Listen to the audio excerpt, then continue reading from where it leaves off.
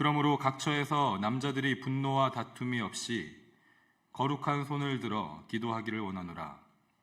또 이와 같이 여자들도 단정하게 옷을 입으며 소박함과 정절로서 자기를 단정하고 따은 머리와 금이나 진주나 값진 옷으로 하지 말고 오직 선행으로 하기를 원하노라. 이것이 하나님을 경외한다 하는 자들에게 마땅한 것이니라. 여자는 일체 순종함으로 조용히 배우라. 여자가 가르치는 것과 남자를 주관하는 것을 허락하지 아니하노니 오직 조용할지니라. 이는 아담이 먼저 지음을 받고 하와가 그 후며 아담이 속은 것이 아니고 여자가 속아 죄에 빠졌음이라. 그러나 여자들이 만일 정숙함으로써 믿음과 사랑과 거룩함에 거하면 그의 해산함으로 구원을 얻으리라. 아멘. 제가 보통 주일날 이제 주일 예배가 끝나면 그 주일부터 그 다가오는 토요일까지 큐티인 말씀 매일매일에 있는 그 말씀을 한번 쭉 읽고 묵상하는 시간을 갖습니다. 그러면서 이제 새벽 예배 토요일에 제가 보통 준비를 하고 있어서 토요일 본문이 무엇인지도 확인을 하곤 합니다. 이제 요한복음 8장까지 묵상이 끝났고 이제 지난 수요일부터 디모데전서가 시작되었습니다. 그래서 혹시 토요일 본문이 오늘 우리가 방금 읽은 이 본문이지 않을까 하는 생각을 했었는데 마침 또 오늘 본문이 오늘 토요일 새벽 예배 본문으로 정해져 있어서 일주일 동안 어떻게 말씀을 준비하고 어떻게 또 말씀을 전해야 할지를 계속 생각하는 한 주를 보냈던 것 같습니다. 보통 강해로 설교를 하지 않는 이상 일반적으로 이 설교 본문을 정하는 경우는 많지 않은 것 같습니다. 왜냐하면 그만큼 논쟁이 많이 있고 특별히 요즘 시대에 여성분들이 받아들이기 어려운 내용에 또 그렇게 들려지는 표현들이 있는 본문이기 때문에 우리가 설교 본문으로 쉽게 정하거나 하지는 않는 것 같습니다. 그럼에도 불구하고 오늘 우리가 이 토요일 본문으로 새벽 예배 또 이제 큐티인 묵상 본문으로 이 본문이 정해진 만큼 이 본문을 통해서 하나님께서 우리에게 말씀하시고자 하는 것이 분명히 있다는 것을 믿음으로 함께 그 말씀의 은혜를 나누는 시간이 되기를 소망합니다. 저는 이제 밴쿠버 신학교 이제 저희 캐나다 장로교 교단 그 신학교에서 공부를 하면서 그 공부를 마치고 졸업을 할 때 몇 가지 자격이 있습니다. 그 교단 목회자 후보생으로서 이제 안수를 받기 위해서 반드시 거쳐야 하는 몇 가지 자격이 있는데 그 중에 이제 한 가지가 노회에서 진행하는 목사고시가 있고 또 한 가지가 정신과 전문의를 만나서 심층 면접을 하는 것이 있습니다. 그래서 이틀 동안 여러 가지 설문지 문항을 작성하고 그것을 또 제출하고 또 인터뷰를 하고 그렇게 하는 과정이 있고 또 마지막으로 한 가지 과정은 이제 토론토에 있는 캐나다 장로교 총회에 가서 4일 동안 함께 수련회를 하면서 그곳에 있는 목사님들 그리고 장로님들과 함께 심층 면접을 하는 그런 시간이 있습니다. 이 사람이 어떻게 말을 하는지 그리고 다른 사람들과 어떻게 교류를 하고 대화를 하고 친분관계를 가지고 처음 만나는 사람들을 어떻게 대하고 하는 그런 모습들을 보는 것이죠. 그런데 그 심층 면접 과정에는 교리에 대한 질문도 있습니다. 그 교리에 대한 질문 중에 항상 빠지지 않고 나오는 두 가지 주제의 질문이 있는데 한 가지는 유아 세례를 인정하느냐 하지 않느냐 그리고 여성 목회자, 여성 장로님을 안수하는 것을 인정하느냐 인정하지 않느냐에 대한 질문을 반드시 하게 되어 있습니다. 그래서 저희 캐나다 장로교는 1966년에 이미 여성의 목회자와 장로 안수를 인정하고 받아들였기 때문에 저희 지금 교회에도 두 분의 여성 장로님이 심부를 하고 계시고 또 많은 여성 목사님들이 또 실제로 활발하게 이 교단 안에서 사역을 감당하고 계십니다. 한마디로 여성이 지도자가 교회 안에서 리더가 되고 지도자의 위치에 있는 것이 남성의 그것과 평등하다라는 입장을 가지고 있는 것입니다. 캐나다는 저희 장로교뿐만 아니라 많은 수의 대다수의 개신교 교단이 여성 안수를 인정하고 있고 또 활발하게 활동을 하고 있습니다. 그런데 사실 한국 교회는 상황이 많이 다르죠. 제가 듣기로 대략 절반 정도의 교단이 인정을 하고 있고 교리적으로는 인정을 하고 있지만 실제로 사역이 활발하게 이루어질 수는 없는 또 현실적인 그런 조건들도 상황들도 있다라는 것을 알고 있습니다. 여전히 남성의 숫자가 압도적으로 많이 있고 교회 공동체도 여성 안수 목사님으로 안수받으신 여성 목사님들을 교회적으로도 맞아들일 어떤 그런 분위기나 준비가 되어 있지 않은 그런 모습들이 있다라는 이야기를 들었습니다. 그리고 여전히 전통주의적인 입장, 남성이 교회의 리더가 되고 지도자가 되고 목회를 한다라는 그런 입장이 훨씬 더 지배적인 상황이기도 한 것 같습니다. 오늘 본문이 이 전통주의적인 입장의 확실한 근거로 언급되는 본문 중에 하나입니다. 사실 이 주제는 정말 오랜 기간 동안 논쟁이 있었고 지금까지도 그 여성 안수를 받아들인 쪽이든지 받아들이지 않은 쪽이든지 여전히 지금까지도 논쟁이 있는 주제이기도 합니다.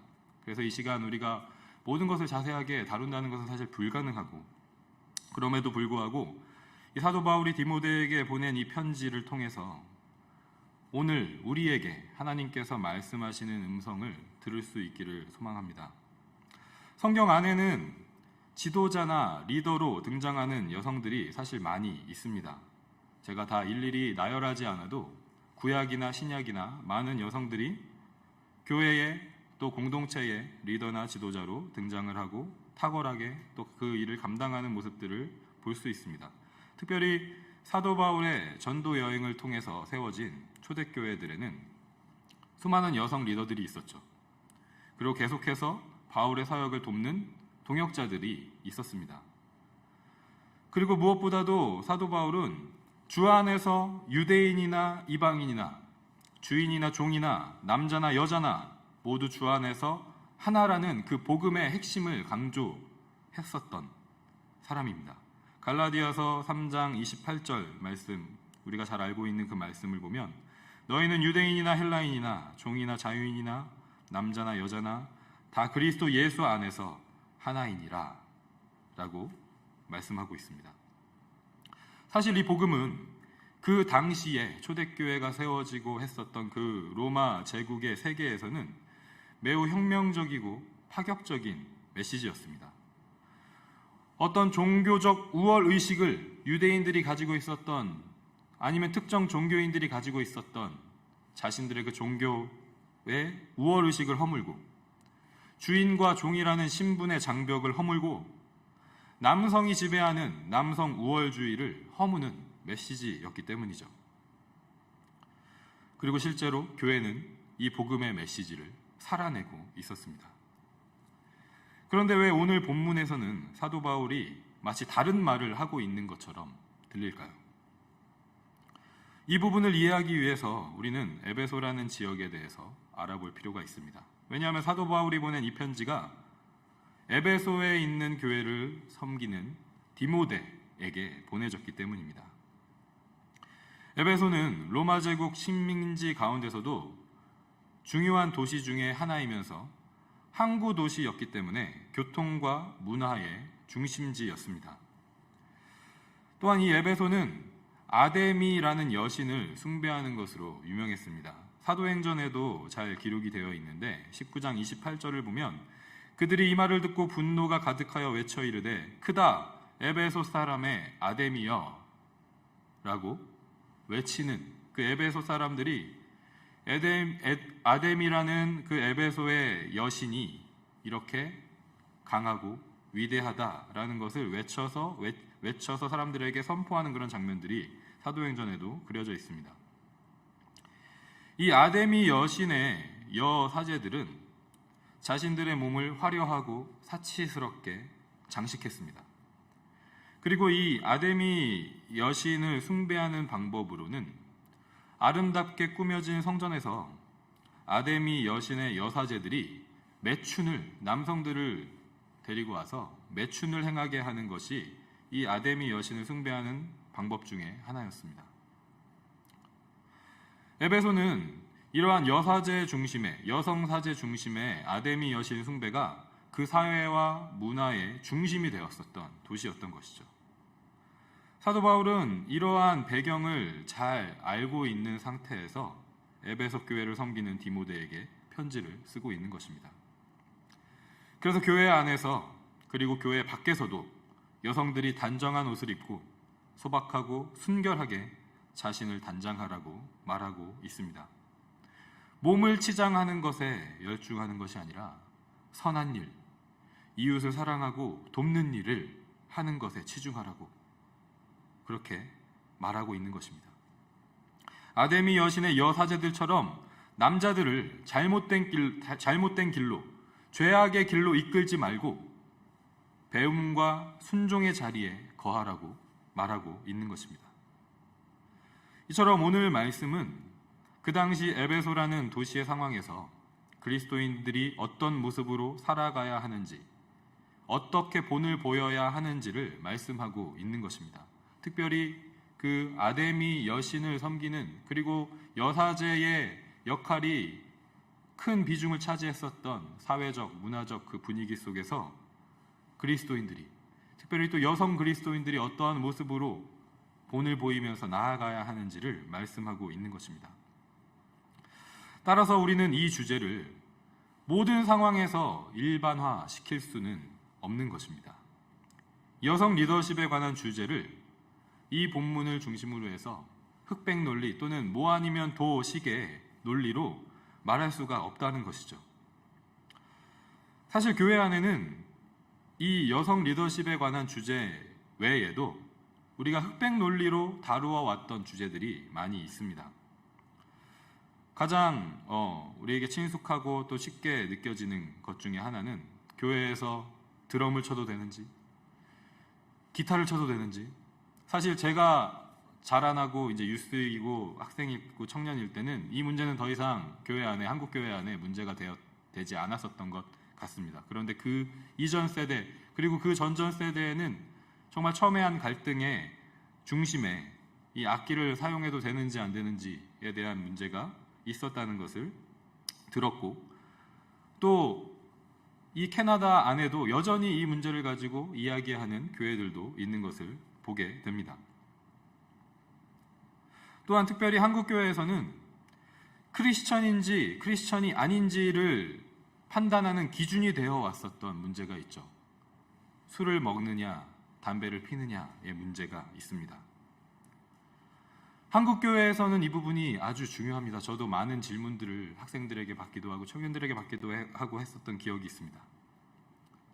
저도 한국에 있을 때, 한국에서 어릴 적부터 신앙생활을 할 땐 당연히 한국 교회 안에서는 술을 마시면 되지 않고 담배를 피우면 안 된다라는 어떤 그런 생각을 가지고 크리스천으로서 그런 본을 보여야 한다라는 생각을 가지고 신앙생활을 했습니다. 이곳에 와서 이제 공부를 하고 또 학교에서 캐나다인 신앙인들을 만나고 또 교수님들을 만나고 하면서 처음에는 참 충격적으로 다가왔었던 부분이, 그분들은 모였을 때 맥주 한 잔, 와인 한 잔 하는 것이 그냥 교회 안에 있는 문화라는 거예요. 술을 마시지 않고의 문제가 그 사람이 크리스천이고 크리스천이 아니고의 문제를 좌지우지하지 않는 문화와 사회 가운데 있다라는 것입니다. 심지어 세례식, 성찬식을 할 때도 이 캐나다 교회에서는 알코올이 들어가 있는 포도주, 알코올이 없는 포도주를 선택할 수 있도록 하는 교회들도 있는 것을 보게 되었습니다. 그리고 또 재미있는 이야기 중에 하나를 들었던 것이 있는데, 20세기 초반에 미국의 유명한 신학자와 또 영국의 유명한 신학자가 만나서 나눴었던 그 대화의 이야기를 들었던 적이 있습니다. 이 미국의 신앙인들은 당시에 술과 담배를 하지 않는 것, 우리 한국 교회가 영향을 받은 것이죠. 금주와 금연을 신앙의 어떤 기준으로 생각했었던 그런 분위기가 있었습니다. 반면에 영국의 신앙을 하는 크리스천들은 술과 담배는 자유롭게 할 수 있는 그런 분위기가 있었어요. 그래서 어느 날 미국 신학자가 영국 신학자를 만나서 얘기합니다. 당신들은 왜 크리스천이면서 술도 마시고 담배도 핍니까? 그랬더니 영국 신학자가 미국 신학자에게 이렇게 얘기했다고 합니다. 당신들은 크리스천이면서 왜 배가 나오도록 운동을 하지 않고 몸을 관리하지 않습니까? 라고 이야기했대요. 그러니까 이 미국 신학자와 영국 신학자의 크리스천의 삶에 대한 기준이 그 각자의 사회와 문화 가운데에서 다를 수 있다는 것을 보여주고 있는 것이죠. 저는 청년들이나 학생들이 교회 다니면, 하나님 믿으면 술, 담배를 하지 않아야 되나요? 라는 어떤 그런 질문을 받으면 이렇게 이야기를 합니다. 술을 마시고 담배를 피는 것은 구원을 받고 크리스천이지 않고를 잡는 기준이 되지는 않는다. 다만 우리가 한국 교회에서 또 한국 이민교회에서 신앙생활을 한다면 그 사회와 문화, 교회 안의 그 문화를 존중하고 덕이 되기 위해서 술을 마시지 않고 담배를 피지 않는 것이 우리가 서로를 존중하고 사랑하는 것의 표현이 되는 것이다 라고 이야기를 하고 가르쳐 왔던 것 같습니다. 사도 바울의 신앙 고백이 우리에게 교훈이 된다고 생각합니다. 빌립보서 4장 12절 말씀을 보면 나는 비천에 처할 줄도 알고 풍부에 처할 줄도 알아 모든 일 곧 배부름과 배고픔과 풍부와 궁핍에도 처할 줄 아는 일체의 비결을 배웠노라. 아멘. 지금 여성 리더십에 관련된 주제, 또 술을 하고 담배를 하고의 문제, 또 기타 여러 가지 교회 안에서 우리가 이건 하면 되고 해도 되고 하면 안 되는 어떤 그런 기준으로 생각하는 여러 가지 문제들, 그런 문제들이 우리가 그리스도인으로서 바울이 고백하고 있는 것처럼 하나님의 나라와 그 복음을 위해서 어떤 상황 가운데에서는 내가 비천에 처할 줄도 알고 어떠한 상황 가운데서는 내가 풍부에 처할 줄도 알고 배부름에 처할 줄도 알고 배고픔에 처할 줄도 아는 나에게 주어진 그 상황과 환경 가운데서 어떤 주제를 가지고 흑백 논리로 판단하고 기준을 잡는 것이 아니라 하나님의 나라를 위해서 그 복음을 위해서 하나님께서 나에게 주어주신 이 환경 가운데 어떠한 것이 하나님 앞에 마땅한 것인지를 기준을 잡는 것이 크리스천의 삶이라는 것입니다.